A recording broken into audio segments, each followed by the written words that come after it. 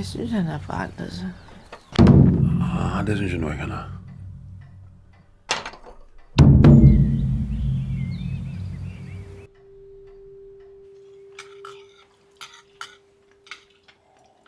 Der er ikke noget bedre, end at være i familiens skød. Prisen på det liv, den er farlig. Går du med en plan, må Hvordan du det bare jo, lige bare? holde den inden, lege lidt med ideen som en barnlig. Tager du 2 årtier, før du tror... Jeg vil gerne skurere.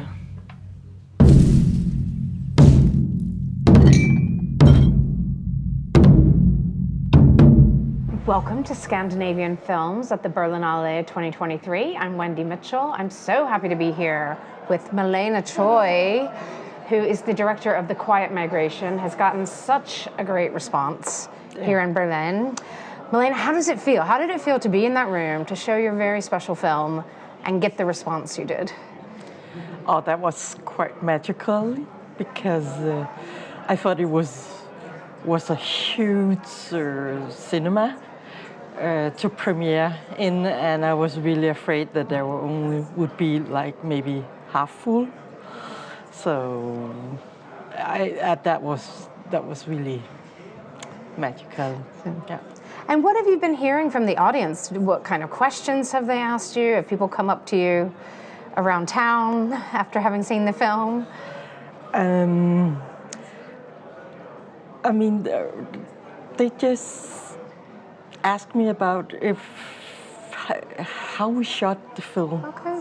And how come that they haven't heard about Cornelius? He's like the main character, Carl, and it's because he's a non-professional. Yes. And he was casted on the street because on the Danish theater schools there are not that many actors with that ethnicity. Mm. So, and then they just want to say something about like they think it's a subtle film and it's understated, and they like that the parents are so warm. So it's a nice film. Mm. Yeah. We should tell people a little bit if they haven't seen it yet. It's about a boy, Carl, who's a sort of late teenager living on a farm in rural Denmark. He's been adopted from South Korea. His parents are very nice to him. He loves his parents there, but he's starting to wonder about his identity. Some of the extended family is a little bit racist, we could say. And I'm wondering, where did the idea get inspired from for you? This is a topic of transnational adoption you've looked at before. Yeah. It comes from a personal experience that within adoptive families that can happen. And also like that nobody knows how to respond and what to say and what to answer. So I just wanted to like take one of the like an unforeseen consequence of transnational adoption that nobody have heard of before.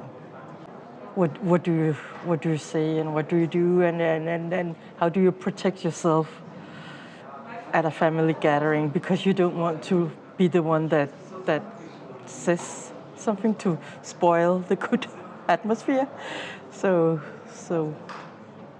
do you just do like Carl, goes aside, sits by himself and try to process it? So yeah, it came from something personal. So you also explored transnational adoption in your brilliant first feature. It was a hybrid film called The Return. Yeah. So that was sort of half documentary, half fiction. With this, why was it the right time to go completely fictional? And so did that give you some freedom? Yes. It gave me a bigger budget. I could have more help, more people to contribute with their craft. I could have more like supernatural elements in the film. I could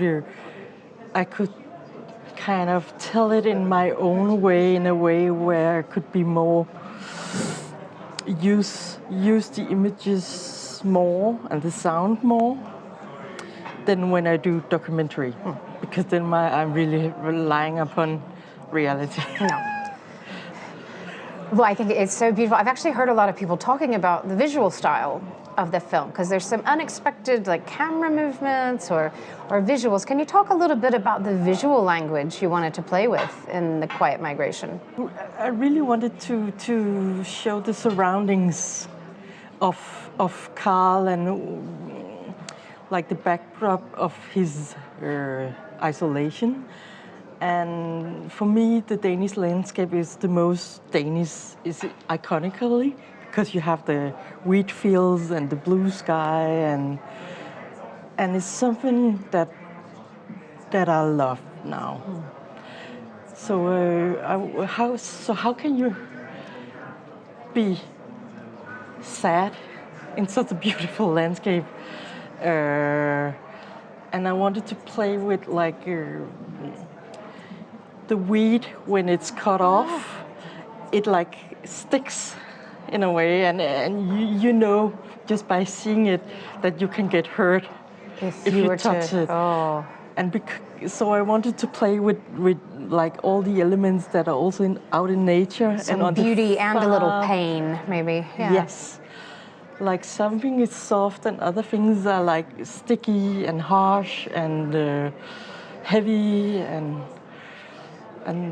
the birds can be both scary, but also like here they're just flying away to another country. So, and maybe it's also because I have a background in architecture. I studied it before I went to film school, so that's what I'm good at. It's like colors and shapes and yeah. You mentioned Cornelius. This is Cornelius von Rydell-Clausen, who plays Carl, that you said you found him through street casting. I'm wondering, I saw him the other night in his tuxedo, and he looked so happy. I mean, how has he found this whole experience do you think he's going to be a professional actor now? How has he found the attention in Berlin? He's quite overwhelmed, and we shot the film last year. So now he's got a full-time job at a kindergarten, and he plays with the kids all day. And I don't think acting is for him, because he's also like he's another type. And but yesterday he gave me a bottle of wine and said, "Thank you for such a great experience. I will never forget it."